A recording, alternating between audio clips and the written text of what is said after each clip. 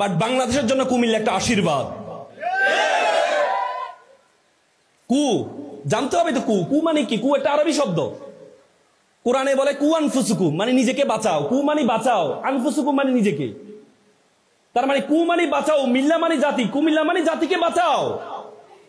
জাতিকে বাঁচার জন্য কুমিল্লার নাম করা হয়েছে কুমিল্লা, যেটা 1952 সালে হীরেন্দ্রনাথ দত্ত, যিনি গণপরিষদে 1948 সালে যখন প্রথম পাকিস্তান হয়, প্রথম গণপরিষদে তিনি বাংলা ভাষাকে রাষ্ট্রভাষা করার জন্য কুমিল্লার সন্তান হীরেন্দ্রনাথ দত্ত প্রথম প্রস্তাবটি উত্থাপন করেন। 52 আমরা অবদান রেখেছি, 71 সালে আমরা অবদান রেখেছি। আমাদের পররাষ্ট্রমন্ত্রী ছিল কুমিল্লার সন্তান। 24শে গণঅভ্যুত্থানে আমরা কি অবদান রেখেছি নাকি? নাকি? তাহলে আমরা যে বলি কু মিল্লা মানে জাতিকে বাঁচাও, তাহলে এটা কি যথার্থতা আছে কিনা? তারপরে অনেকে বলে কুম লিল্লা, কুম মানে দাঁড়িয়ে যায়, লিল্লা মানে আল্লাহর জন্য। যে জাতি আল্লাহর জন্য দাঁড়িয়ে যায় তাকে বলে কুমিল্লা নাকি? বাংলাদেশের যত প্রমিনেন্ট স্কলার আছে, ইসলামী স্কলার আছে, সবার বাড়ি কুমিল্লা।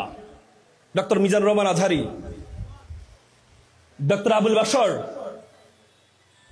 তারপরে কুমিল্লার আরেকজন আছে কে, মোল্লা নাজিম সহ অনেকে বিখ্যাত আছে যাদের বাড়ি কুমিল্লা। তার মানে আল্লাহর জন্য যারা দাঁড়িয়ে যায় তাদের বাড়ি কি? কুমিল্লা।